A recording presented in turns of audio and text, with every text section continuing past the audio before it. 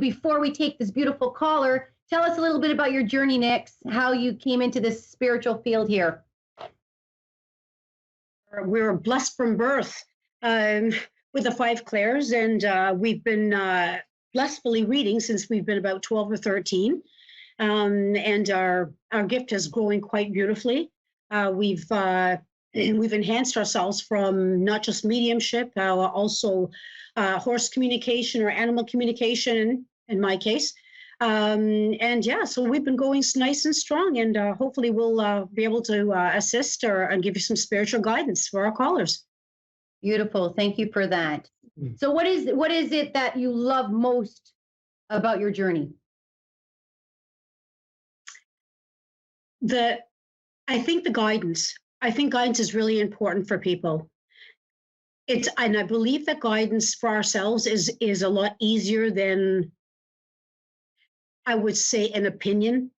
An opinion is a little more emotionally stated, where guidance gives the reader a little more flexibility to help them make their own choices, because through those choices, right or wrong, it would really enhance their growth. It would give them inner strength, and they're not being pulled to make the decision based on an opinion.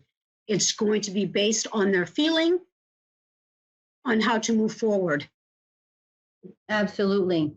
So what happens when someone comes to you for a reading and they feel in that position, they just feel stuck. They just don't know how to move forward. What's the best thought and advice and reading can you give to them? Well, first and foremost, their energy is very important. Their surroundings, both in work and home life, are very important. More times than not, readers tend to have some of the chakras blocked. Especially if they're, for example, saying an introvert would not be as easily to express themselves and would find themselves becoming a little bit more choked up in their throat chakra. So that would inhibit a lot of their passages through every other area, because if you can't speak the truth, if from inside, it really becomes overwhelming for them. So the one thing I'd like to do with all the readers is, you cannot get a huge synopsis of their life. However, in a particular situation, we can always help them understand what we see in terms of any blockages and any of the stresses that they may be carrying, and even any of the energy that they tend to carry, which is really important. In their walk, in their talk, and just in their all over mannerisms. That's very important that we're going to hopefully be able to feel today, and we can assist them with that. Beautiful. Thank you for that. And I just want to touch a very, very beautiful, sensitive topic based on animal communication. Mm-hmm. And I know you're really big into animal communication, and I think that there's much more needed out there. To have Yes. people like yourselves to be able to communicate with these beautiful fur babies in everything, whether it's horses, it's pigs, cows, Yes. donkeys, we can keep going, dogs, cats. What is the best feeling that you get from that when you communicate with a four-legged, beautiful animal? The one thing with any animal is that they're there in your life for a purpose. They're not just there as a dog or a cat or a horse or a bird. They all have a certain energy that when you buy them, you're buying them for a reason. You're bringing them in your home for a reason. So any type of animal that you purchase is really a mirror of who you are. And like myself, I have my horses. Every single one of my horses are a mirror of my personality, and they all carry that. And this is very profound when you can sit very silently and not speak, because obviously when you see animals, whether it's horses in a herd or birds together, they communicate at such a high vibration that they don't really need to talk. So if we could do that, that would be so much more easier to help them, or they would help us understand, to learn to stand still and to really listen to our inner soul.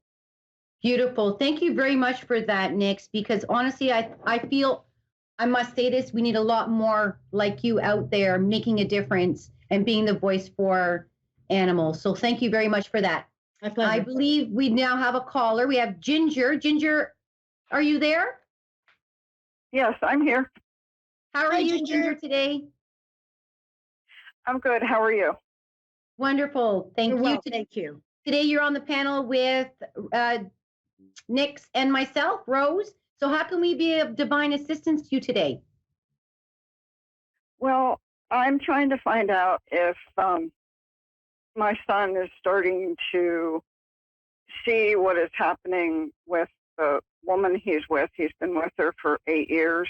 She's 20 years older, and she makes, in my eyes, he's her slave. She doesn't work. She doesn't do anything. She acts like she's crippled. And he just told us he'd like to move closer to home, but he wants to bring her with him. Okay. And All right. I'm trying to find out where we are on that. Wonderful. Thank you very much. I'm going to allow Nix to go into a reading for you. So thank you very much for that. And I'm sorry that you are feeling like that today. So Nix, would you take over, please? Absolutely. So the one thing that does concern me with this whole thing is that can I speak freely with you, please? Yes, please. Okay. So the one thing I do see here is there's a monetary imbalance. This is crucial to this Okay. relationship because there has been a lot of confrontation as a result of the lack of wholeness in your financial Okay. in their financial status. Okay. And when I'm looking at this first item here with this first card, when it's giving me a hangman, it's telling me that they shouldn't make rash decisions. And I'm finding that the rash decisions are going to cause a lot more grief because sometimes what happens in this particular case, they quite haven't learned to spiritually communicate. There's a difference between two people talking and then two people really spiritually communicating and understanding each other. And I think the disconnect between the two of them are a spiritual disconnect. So they're listening, but they're not feeling. And I see some apprehension here as a result of that, which could really cause a little bit more financial drawback. Okay. Well, I hope and pray someday that he breaks away from her. So I don't know if this move will start that rumbling and crumbling of the foundation. Well, they have a long way to go with respect to if they choose to stay on this earth together. I wouldn't say that they're a soul match, but Okay. if they wish to remain on a human level, which is fine, I don't think that they're bringing the best out in each other. And the key thing, love is such a powerful thing that it's I mean, you move mountains with that kind of love from deep within. And I just don't feel, and I don't see the depth here. There's no feeling in the cards that I've just turned over. And it means that there's going to be an awful lot of work.